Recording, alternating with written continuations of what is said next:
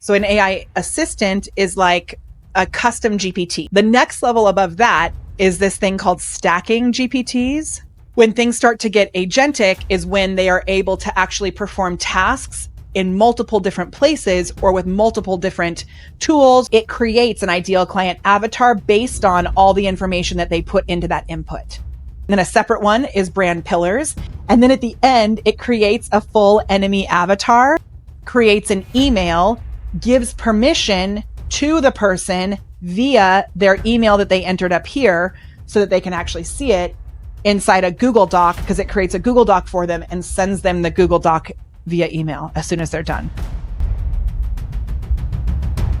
All right. Welcome back to the Amazing Marketing Show, where we talk about everything marketing, and everything is in marketing. And you know the drill.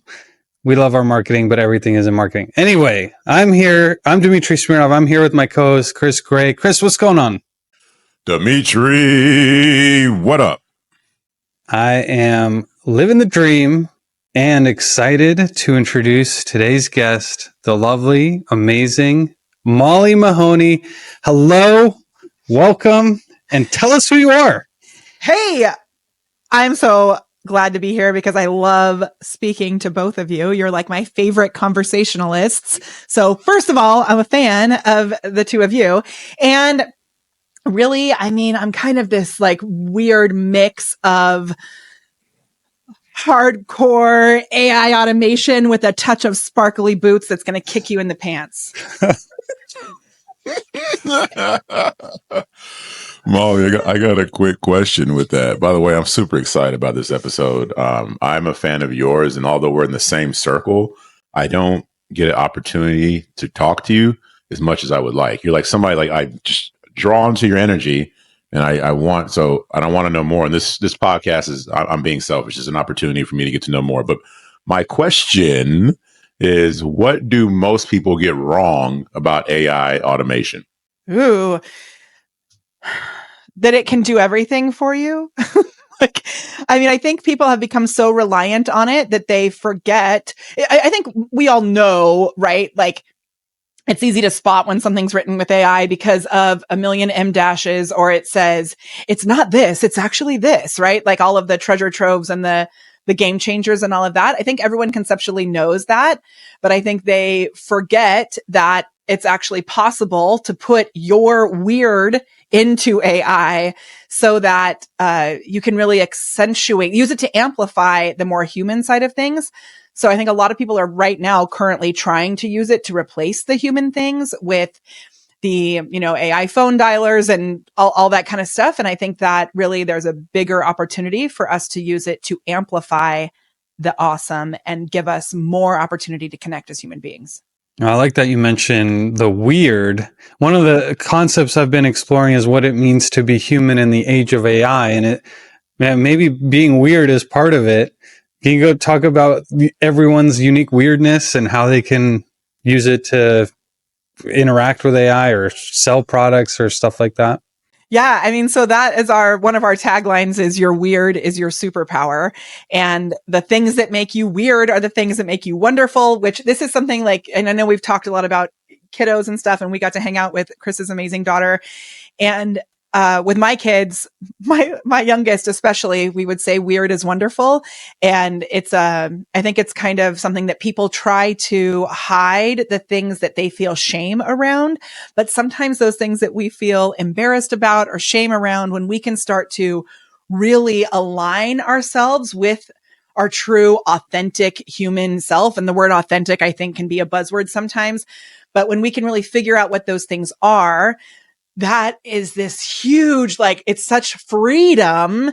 And that's when we're really able to kind of be in the zone or in our flow. And most people, even if they've tapped into that feeling of being like in the zone or in the flow, they don't really have a way to identify how to explain that to someone else. And so working as a musical theater performer for a bunch of years professionally and getting a BFA in theater, there's a strategy to it, actually. As a performer, as an actor, there's this thing called Stanislavski's chart. Have you heard of this? No. No. So Konstantin Stanislavski is an acting theorist, and he's one of the most well-known original people to like teach people how to be true actors. And he created this thing. If you Google it, Stanislavski's chart, you'll find this chart that was on the wall inside my theater class with Professor Nearing.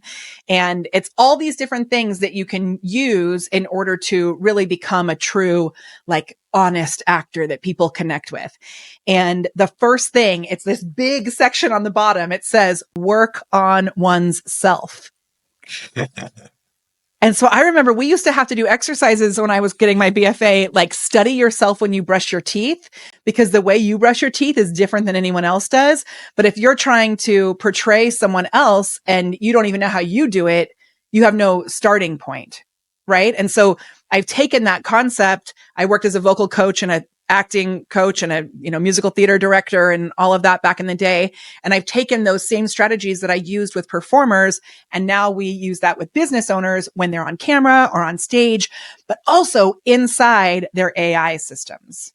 You, as you're sitting here talking, like you're somebody who, when you meet Molly, like what you see is what you get. Molly's going to be Molly wherever. She'll be dancing on camera, dancing in real life. Like you're very comfortable within your own skin. And I'm learning a little bit about how you got there. One of the things when you were talking, I'm going to read a quote real quick and then I'm going to go to my question. But when you were talking, it reminded me of this quote. Shout out to Dr. Kelly Flanagan. The quote says, "Many think fear is the most vulnerable emotion. Some know sorrow is more vulnerable than fear. Few know joy is the most vulnerable condition of all." So as you're talking, and like when you get around Molly, there's joy, there's love there, and to me that means vulnerability. Molly's brought the walls down. For me, Molly, that's hard to do. I feel exposed. That quote actually like makes me cry. I've never heard that quote before. Who says that? Dr. Kelly Flanagan, brilliant guy. That's who I got it from. Okay, so this is something that I think has actually been like a core thing that, that just has been kind of my like core understanding of humanity or whatever since forever. And I even like in high school, I remember talking about this a lot and kind of being made fun of for it. When I worked on cruise ships, I was a singer on a cruise ship, and I've had this thing, and I don't know if it's from my dad or I don't really know where it came from, but this idea that we can find the positive in even in the pain.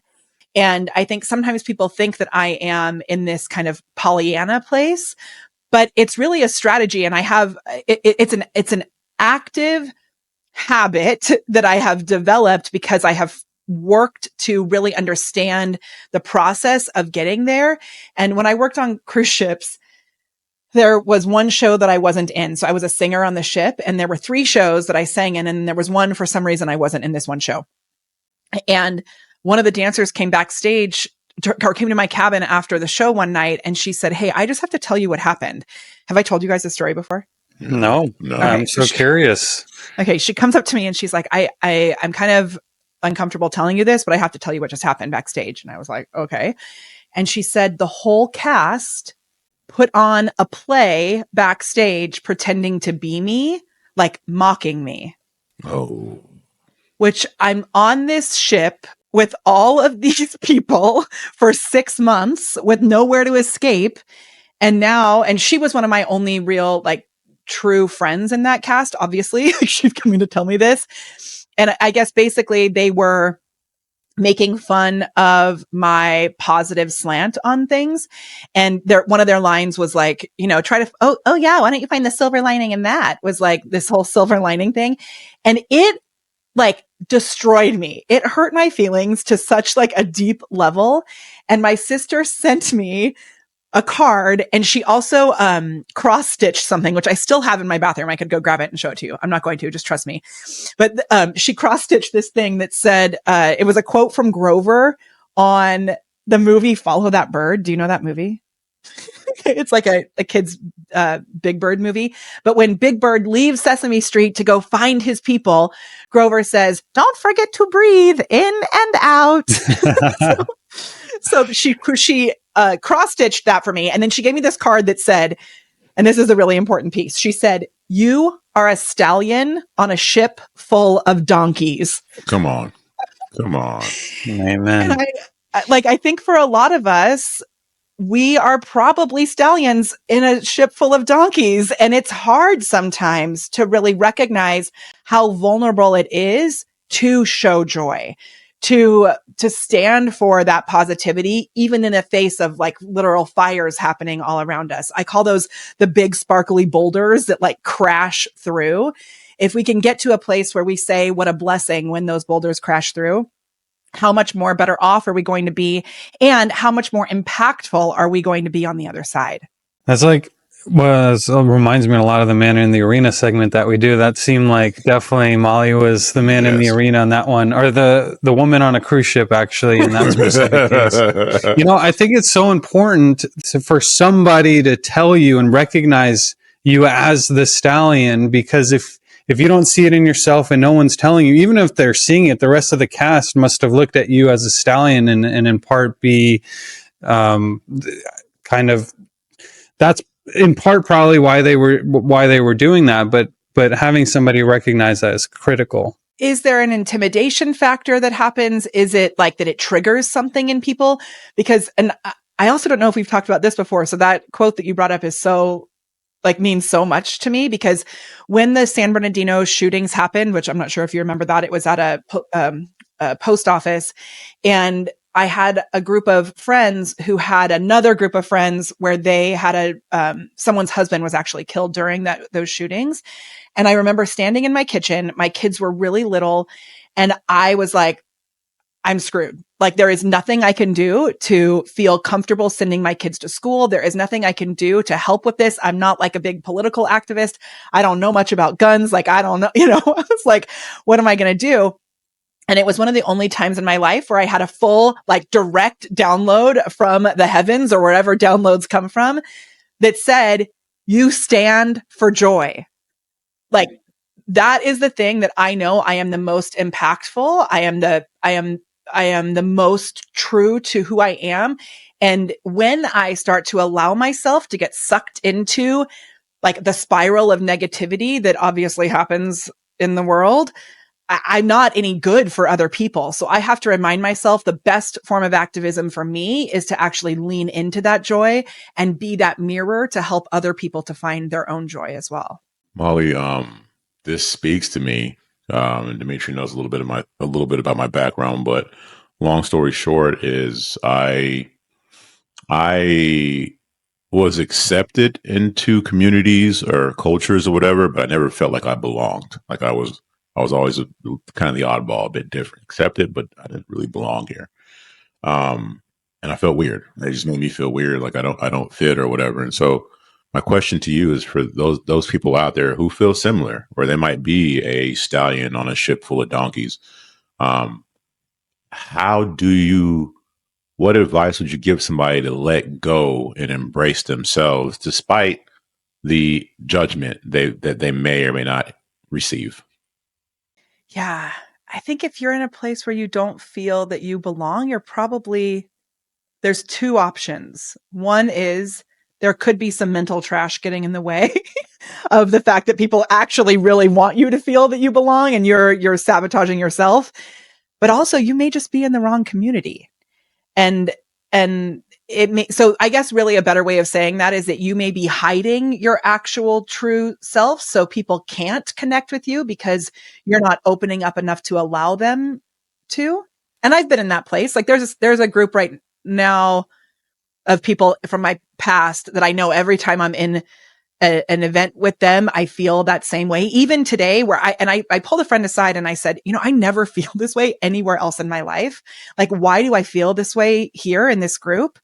And it's a group from like when I was younger. And I think that there's some other stuff that I'm probably bringing that weird energy to it. So we can look to take our own responsibility for that.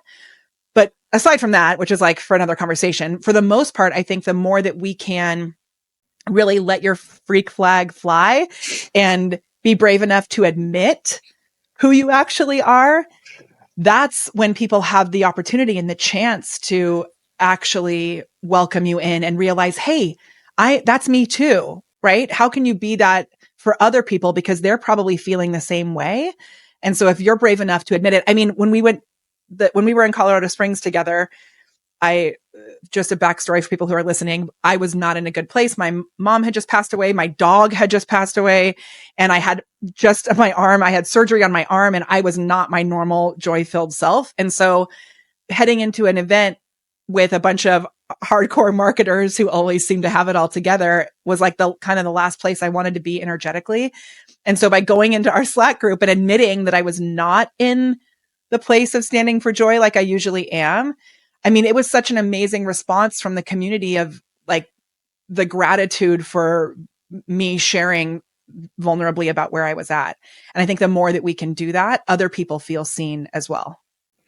I was laughing a little bit when you said freak flag. I like that. And I'm so curious as to what our designers are going to put up as a little like overlay for this clip that'll come from that. Do you know that's actually from, so the reason I say that is because in Shrek the musical, there's a song called Let Your Freak Flag Fly. It's a really good song. You should listen to it. Yeah, I'm not too familiar with musicals, much less the Shrek musical, although it sounds like I probably should get into it a little bit more. But and there's a full version of it. I think you can get it on like Netflix or something. I have watched it because my kids loved it when we were little. That's probably the musical I've seen more than anything else. It's a really good movie version of it. You should see it. Okay, your background is in theater. You've studied it. You were a performer, a singer, all these different things. But here you are now as this thought leader in entrepreneurship, and now graduating into AI and leading the charge that way. How did that happen from point A to point B? Because that typically, I don't think, is a normal path for the theater oriented type of people. Yeah, it's definitely not.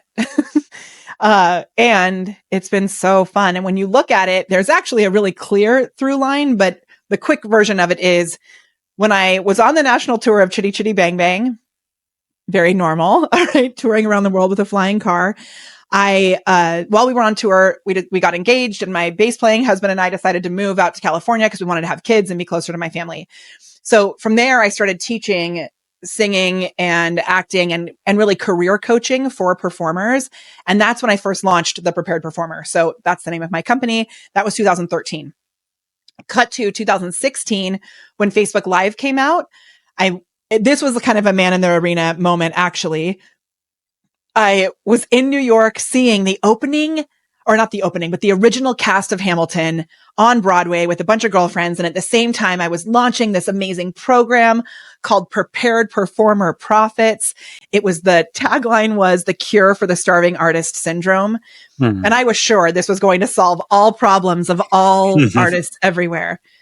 But it turns out when you call someone a starving artist, they don't want to pay you.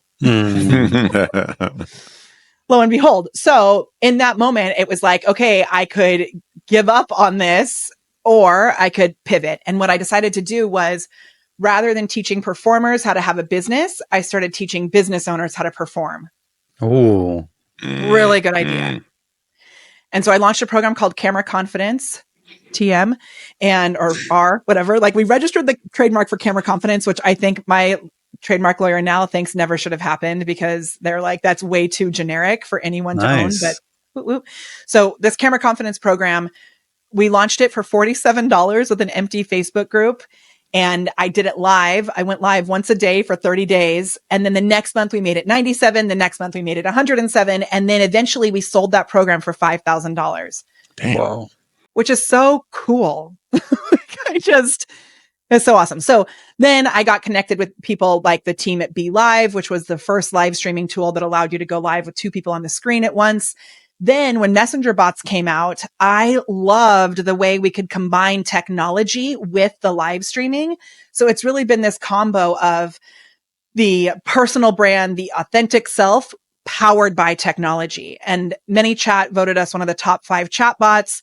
with ManyChat, that was a huge thing for us because a lot of people in the more tech side of things, they don't have the ability to bring that fun and playfulness and the human side to it. So ManyChat actually hired me to go speak on their behalf.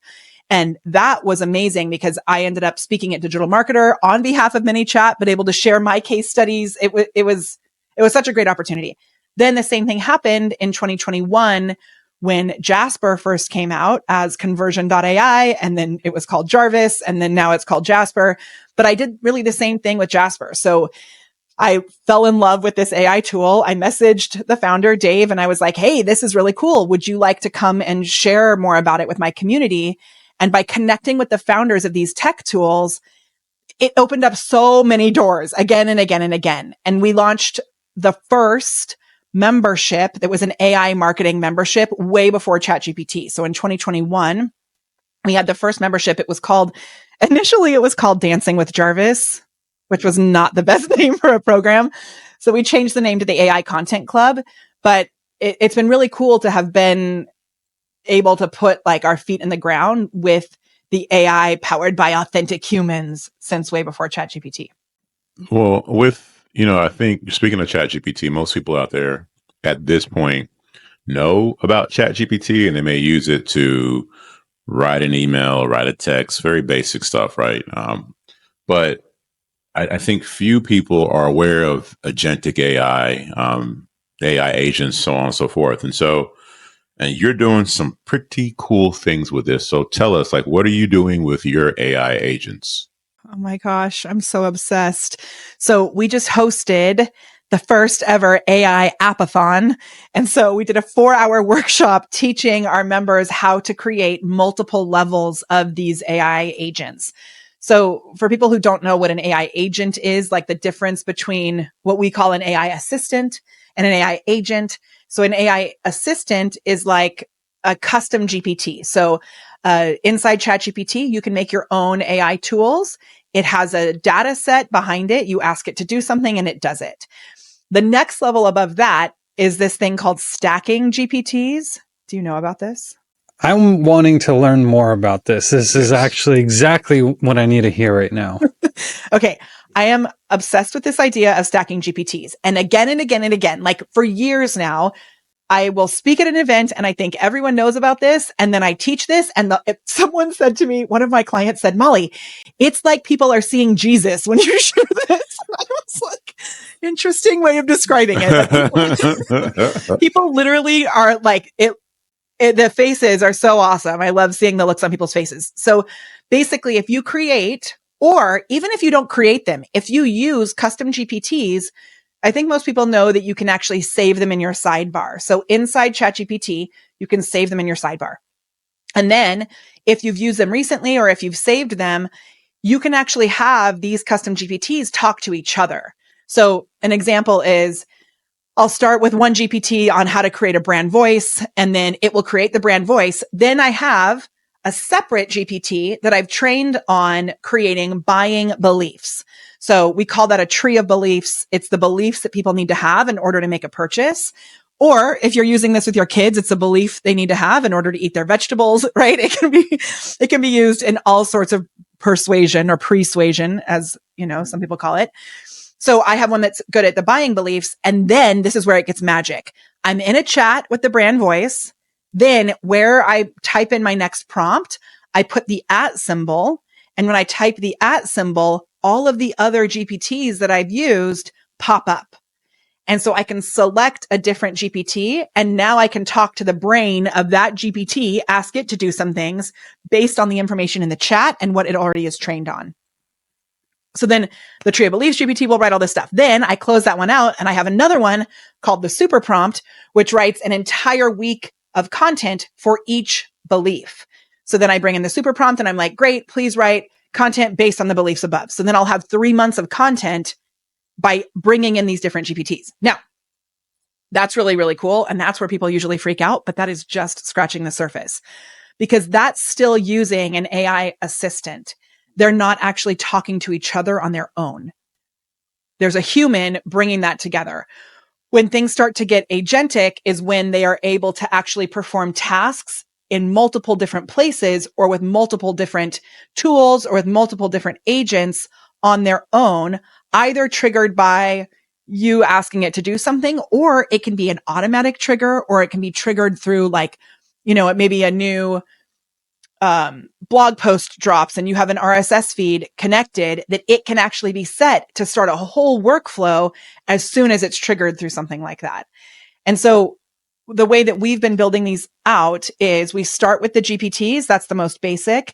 Then we move into a chatbot, which is something that you can put on a website, like when you have the little chat bubble on the bottom and it's trained. That's still more of just an assistant, not really that agentic, unless you start to connect it to other tools. So then you move into the workflows, and we use Mindpal. Are you playing with Mindpal? Mm-hmm. Yeah, not as much. I'm soaking this all up, so please keep going, Molly. This is perfect. Okay.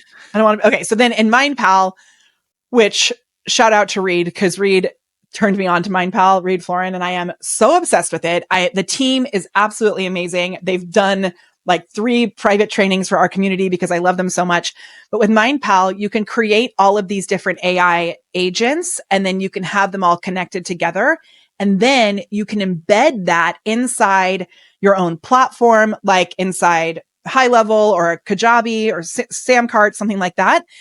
And you can actually sell this as your own AI tool. So that is like amazing, but it gets even cooler.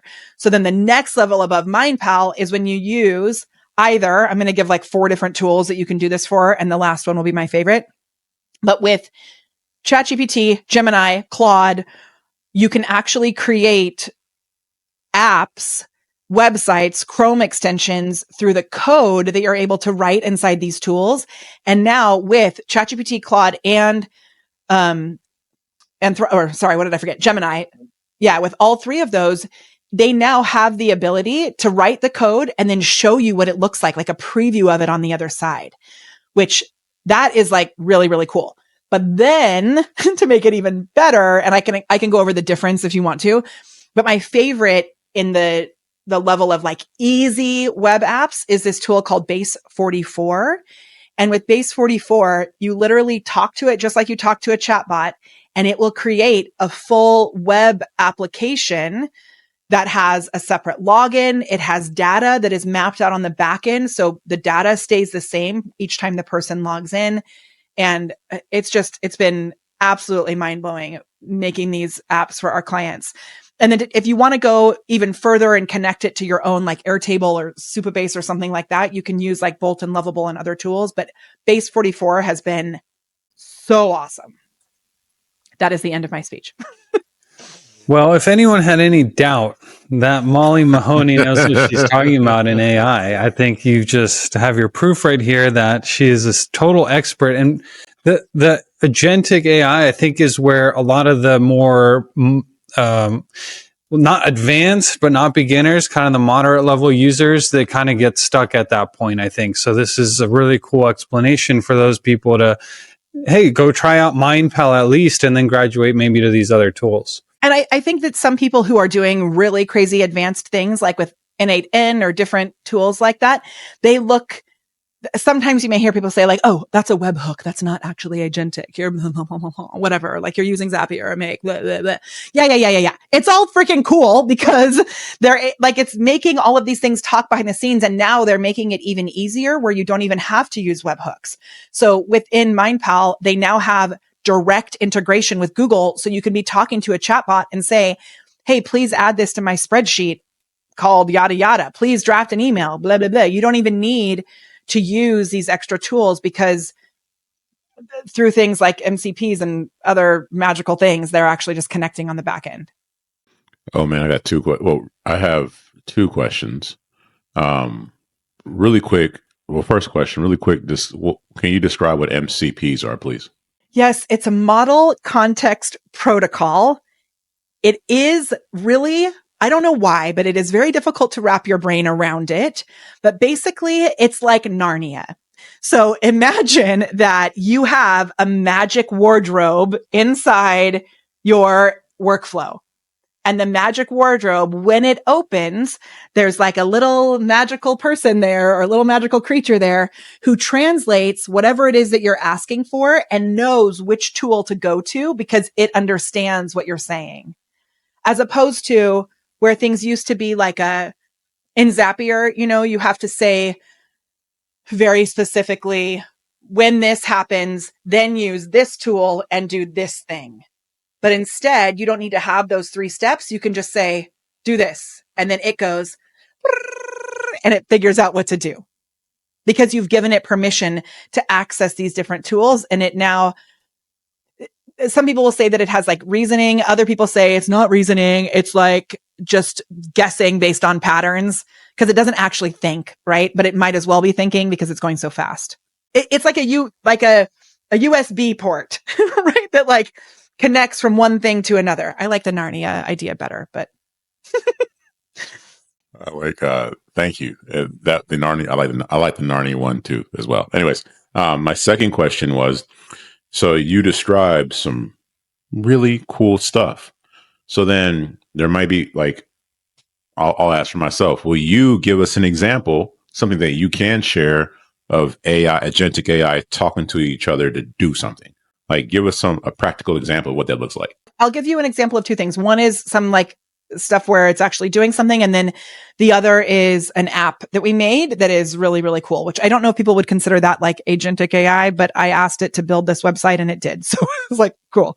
So the first, and this is kind of an easy way to look at it, we have something that we call the spotlight effect, which is a series of, and I don't know if it's helpful do you screen share on this ever? Or are we just audio? Now we're video. We can do screen share. Do you want to do Yeah, that? for sure. Yeah. I can actually, would it be helpful to actually see it?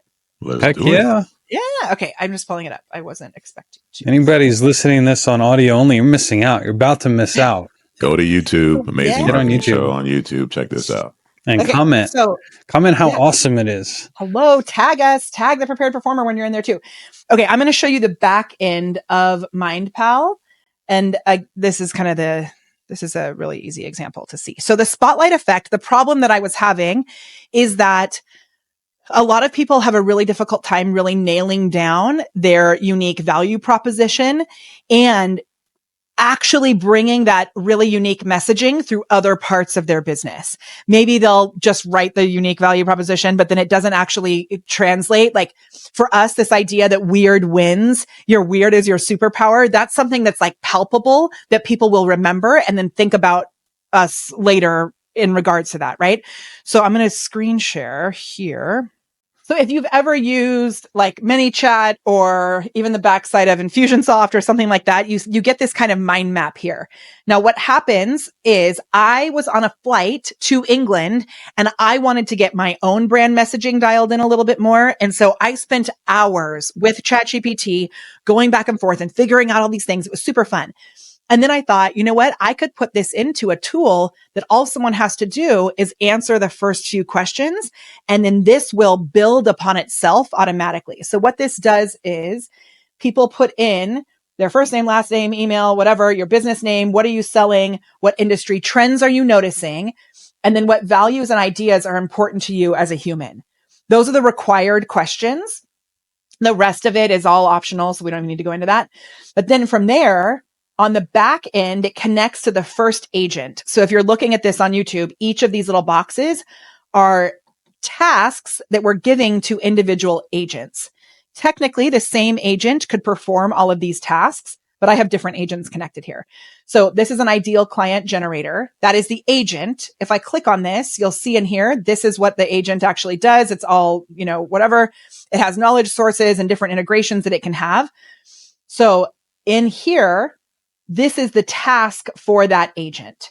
So it creates an ideal client avatar based on all the information that they put into that input. Then it's going to go down. It's going to create company values, brand pillar, and then a separate one is brand pillars. And then the next one, and we'll look at this one, is identifying the big problem that we're standing out against in the market. So this agent is the big problem definition specialist agent. And I'm giving it the task. Please identify one big problem based on this information. Now the agent already has really juicy details into how it does that. I don't need to do that with the task because the agent was already created. But you can see here, it brings in all this information and the ideal client avatar that was created up here, and the company values that was created earlier, and the brand pillars that were created earlier. So it's stacking upon itself automatically. It goes through. The next thing is the big framework, the enemy hero map. So it's calling out all of these enemies and how your techniques, your frameworks are the actual hero.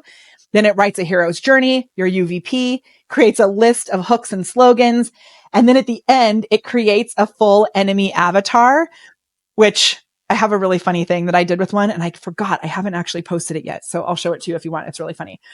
Okay. Then at the bottom, and this is that entry level version, there's a webhook here, and the webhook connects to my Zapier or Make account. This one goes to Make. And in Make, there's a whole scenario there that grabs this final playbook information here, creates an email, gives permission to the person via their email that they entered up here so that they can actually see it inside a Google Doc, because it creates a Google Doc for them and sends them the Google Doc via email as soon as they're done. Dang, that is a lead magnet on steroids times a million, and you actually get something useful out of that. Totally. And then all of the information, because I built this tool, I have everyone's run history. So now I can also use this as my marketing messaging to see what my people are doing, what's important to them. I can pull all their values and incorporate that into my messaging. It's really good. Oh, that's brilliant. It's cool. Are those agents, are you pulling them out of ChatGPT? So we have a custom GPT that actually creates the agent's source prompt, is what we call it. So for some reason, ChatGPT wouldn't let me call it a GPT source prompt creator. So I had to call it a GPT. So it's GEE. So it's a source prompt creator. And so we use that for all of our clients. If they want to create custom GPTs or agents, they use this source prompt creator. And then it covers kind of the basics of what we think you need to have behind the scenes in your agents. Wow. That's cool. I mean, AI right now, if you're a business owner, entrepreneur, whatever, you can be doing business the way it's always been done, kind of the old way, or are you starting to integrate these AI tools? And not just by saying, okay, open ChatGPT, not even the paid model, and ChatGPT, fix my business, enter. Like, it takes a few more steps and prompts to actually get a good output, it seems. Yeah. I think the one thing that I'm really big about is I don't believe there's very many true AI experts. I think there are actual experts who are using AI to amplify their expertise. So if you don't have your own actual frameworks and substance behind your brand, AI is just going to replicate your mush. What that makes me think of, Molly, is and your comment and Dimitri's comment, it makes me think of this. So there's trucking companies out there right now, right? Big rigs. You'll have company A, like they're both looking at AI, but one company's like, hey, how can we take AI to better streamline our paperwork or something? And that's their version of incorporating AI, which is fine. And you have company B who's like, how can we get driverless trucks? You know, like this is two totally different ways of thinking with AI and so on and so on and so forth. And you're on that company B aspect where you're doing next level stuff with it. And so my question to you is, for the listeners out there, the business owners out there, who is the ideal business owner for you? Who can you help take to the next level? If you have an ideal avatar. I do have an idea. So we're really focused on that person that is kind of the undercover expert. So the people who are really good at what they do, but they haven't fully put themselves out there, because we can take all of these systems behind the scenes and add them into their business to give them more freedom as they fully start to show up. That's one of our people that we help. That's like our main person that we help. The other person is people like, you know, Jeff Walker has been a client, and Marie Forleo is someone I've been talking to a lot lately. And what they're doing is so well established and so massive that it's like, how do we add AI into something that's already so well established? I love like that strategy piece on the back end where we can use AI to build out those things that are already really dialed in. So Molly has graciously offered a link for our audience to go to and check this out, in which I highly recommend you do, because based on the masterclass you just put down on us in 15 minutes, I can only imagine what the value she's going to bring in this thing. So the link's going to be below, but it's molly.live/AMS pod, AMS like our podcast pod. Go figure. But check that out and sign up and probably change your life. I know a lot of people are actually feeling that whatever the inverse of joy about AI, they're like scared and they're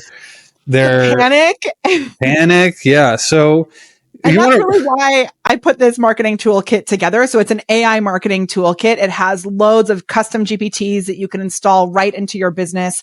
The basic frameworks for making sure that you're creating a brand voice that doesn't sound like a zombie. It has all of those foundations in it. So it's really pretty powerful. It'll help you to find joy. Well, that's what we're all after, isn't it? It is. Not being sarcastic, by the way. I think we are looking for joy. We're looking for meaning, fulfillment, lots of stuff. And I think, yeah, I mean, pretty much you got to learn to use it. That's just the bottom line. So if you're hearing this, you got to learn to use it. I think this is your perfect opportunity to do it. I know we're coming to the end, but I want to circle back with joy. I know we opened with joy, went to AI. I want to kind of close with joy here. And so this lands for me. Me and Dimitri, we talk a lot, right? Super close. And I'm on this thing right now over the next 70 days. I am journaling about what brought me joy the previous day. So as a result of doing that every day, like today, I'm going to be actively looking for moments to be vulnerable and to drop into joy. Or if I forgot to do that, when I write the next day or tomorrow, I'll be like, well, let me think about the previous day and what brought me. So it's being intentional about joy. This is kind of a big question, but you said earlier that this is your superpower is joy. And so however you want to answer this, what is your tip or feedback or advice to anybody who just wants to live a life with more joy? Well, it comes back to what joy means for you. So back to that initial question is like, who are you? What would you love? I think is the most powerful question we can ask. And if you're not sure what that is, it's hard for you to have more of it because you don't even know what you're looking for. So I think doing a joy journal like that is something that's so powerful. And for me, it starts with like a sunset. I am obsessed with sunsets. And we were talking about earlier, my mom passed away 2 years ago and she was also obsessed with sunsets. So it's become this like really cool thing also to connect with my mom. But if you haven't identified little things like that bring you joy, it's going to be a lot harder to find it.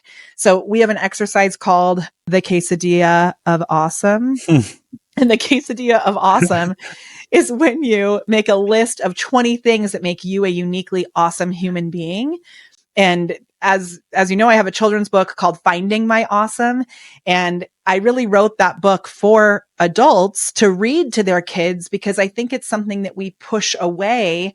And if we can develop a habit of looking through that. So looking for that joy.